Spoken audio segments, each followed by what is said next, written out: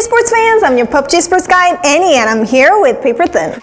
Hey guys, thanks for joining us for another episode of the PUBG Esports News Show. So today we're going to talk about the upcoming PUBG Continental Series 2, the whole participating team list, and the watch points we have there. Yeah, exactly. This is going to be really exciting. Not only are we covering the teams and players, but we have a new format this time around. It's going to be 6 days with 4 games per day for each region. So this is going to be a lot of fun and I think should be really good for the fans. So we have a week more to enjoy PCS2. So check out the calendar and don't ever miss a single match. And also, Pickem Challenge is also back, so don't forget to participate.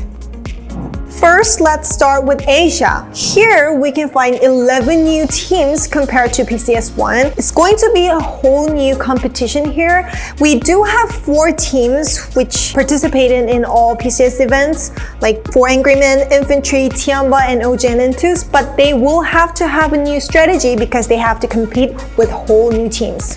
Yeah, exactly. While some of these teams are going to be familiar to PUBG Esports fans, a lot of them did not participate in PCS1. So things are really getting jumbled, and especially I think a lot of the drop locations are going to be contested in the Asia event. So I'm really excited to see how that plays out. I'm really interested in the landmark fight on school and apartment zone and Pochinki. How do you think about that? Yeah, exactly. There's 2, I think probably the 2 most interesting battles that are going to be taking place on Erangel is going to be between 4AM and Ghibli for the school and apartments. Now, historically, Ghibli has taken control of that location from 4AM, so we'll see if that continues. The other one is going to be SMG and OGN Entis over Pochinki. Now, Entis tries to fight over Pochinki. It doesn't really seem to go well for them. So in recent history, it seems like they've been more willing to move away from that location.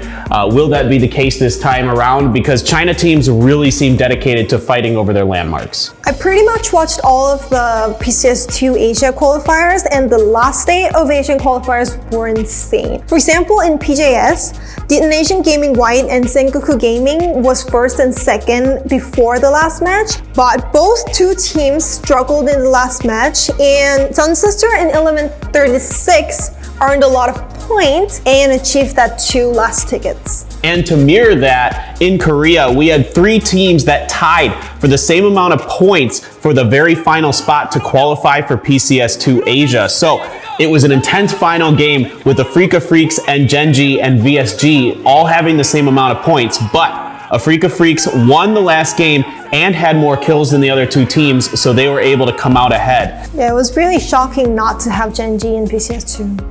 The other team I would like to highlight from Korea is T1. Now they have picked up Starlord, the veteran from VSG, who has moved over to be the in-game leader for T1, and he led them to a victory in PCS2 Korea.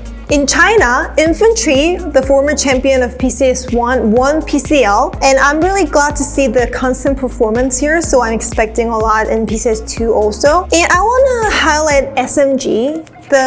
This team is consisted of players who have been playing in global events in 2019, so I think these players are really capable of playing in global events. Also, Met98 from this team represented the Team China in PNC 2019. One more interesting thing here is that 4AM barely made it to the PCS2 by 1 point. It's always amazing to see that 4AM eventually make it to the global events no matter how. Yeah, they're really crazy. I really would like to also highlight the 2 teams that qualified from Chinese Taipei. This is going to be their first time in a big global event in a while for some of them. Gex Ace, of course, looking to try to match their sister team's success. And Team Sadies is a team full of very young, talented players who are finally old enough to get their shot at playing in one of these global events.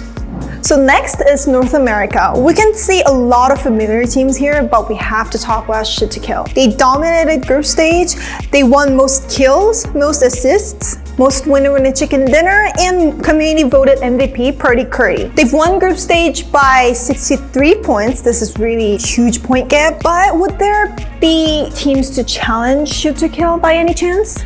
Yeah, definitely. I think there are a lot of teams who can challenge Shoot to Kill here. I'm going to focus on 3. The first being Oath, a young team, a team full of really mechanically gifted players, of course, winning the PCS Charity Showdown. So these guys always going to be in it, I think. So the second team I'm looking at is Radiance, a team full of veterans who've been playing for quite some time. 3 of their players actually participating in PGC 2019. Los, Waldo, these guys are really good. McCoy, I mean, what an incredible team to have. And then finally, I'm gonna look at Sonics. They do support the superior pizza, being pineapple on pizza, so you gotta give them some love. Yeah, I love pineapple pizza too. But I want to talk about Tiggleton. He's back with Sonics. How do you think about this team synergy? I think it's going to be interesting to see how they gel. I mean, Tiggleton's been kind of bouncing in and out of teams for a while. Of course, we know he's an insane player on his own. He's capable of popping off at any time. The real question is how fast are they going to be able to get their teamwork going? If they can get it going, they absolutely have a shot. Lastly, I want to talk about Team Veritas, the former Wildcard Gaming, which was the biggest rival to Shoot to Kill in PCS1. All 4 members moved to Team Veritas, so I really want to see the rivalry again in PCS2, and I'm expecting a lot from them too. So next is APAC.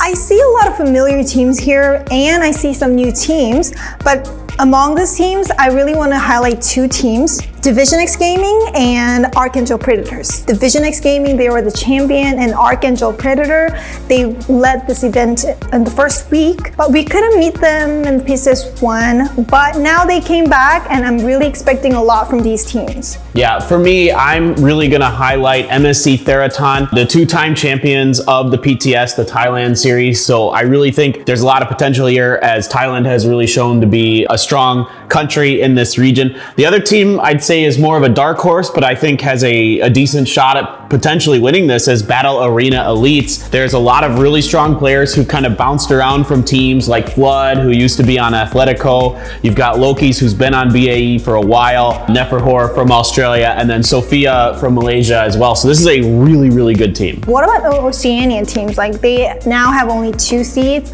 but I think Astra and Fury are the best 2 teams in Oceania. Yeah, definitely. I'm going with Fury. They just are so consistent. They're the best team in Oceania for sure. So for this team, they definitely have a real shot, and I'm definitely considering them for my pick to win APAC. So here we have a lot of teams who made it to all PCS events, right? Yeah, exactly. I mean, there's been quite a few teams that have made it to all 3 PCS events so far. Coming from Vietnam, both Cerberus and Divine have qualified for all 3, and from Thailand, Buriram and Daytrade Gaming have both made it as well. So this might be their chance to really shine.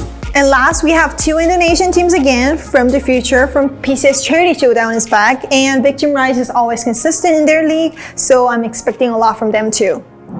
Last but not least is Europe. Europe, we can see a lot of familiar teams, but there are a lot of strong teams here, so any teams can win here. We really have to talk about the last day of the group stage. Na'Vi, they won 4 chicken dinner in a row, earning 96 points. This is a record. And FaZe Clan, they showed the FaZe Sunday, earning like 87 points. They were a huge point there. Yeah, absolutely. I mean, these are some of the mainstay teams, the teams that we've come to know and love in Europe, really stepping up on the final day, making one of the most exciting days in PUBG Esports history. So many exciting days across so many regions, but you really love to see it. FaZe looks like they're finally starting to come together. Na'Vi adding Orange seems to be a good addition, replacing Kemba, but Senya continues to lead whatever team he's on to good results. I also want to talk about Clib moving into Team Liquid from Tempest. How is it going? Seems to be going really well. It seems like whatever player you fit into the Team Liquid machine does really quite well. So I'm excited to see this with the results, having him on the team for the first time,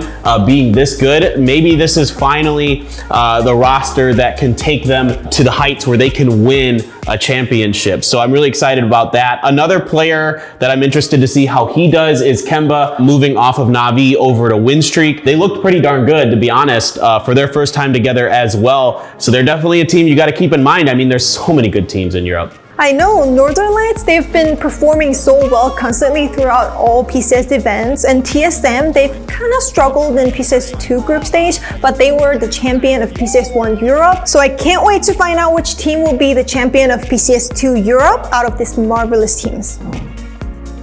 And again, we have PCS2 Pick'em challenge on track. I really love the PCS2 items. How do you think about it? Oh, they're great. I mean, once again, just awesome items to choose from. Yeah. So to get the reward items, you need EPs and building coupons, and we'll tell you how to get them. So for EPs, you can participate in Pick'em challenge.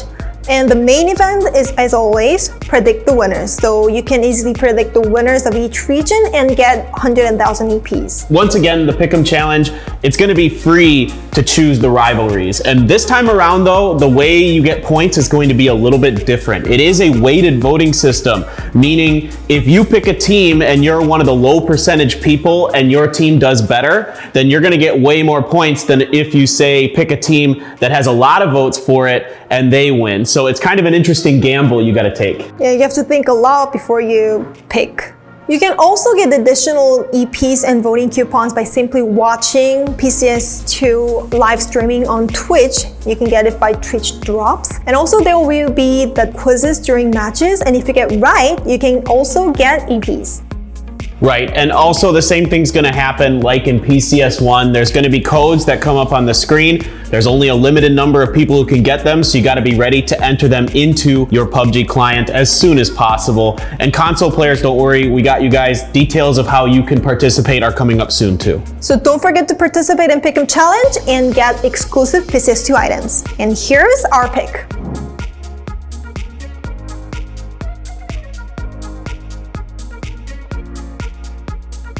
PUBG Continental Series 2 will kick off on August 27th with PCS2 Asia. So mark your calendar and stay tuned. I'm really excited to see who's going to be the champions. Yeah, I really can't wait. And thank you guys so much for your continued support. PCS events have been awesome so far this year and we couldn't do it without you. So don't forget to subscribe and like for more PCS2 news.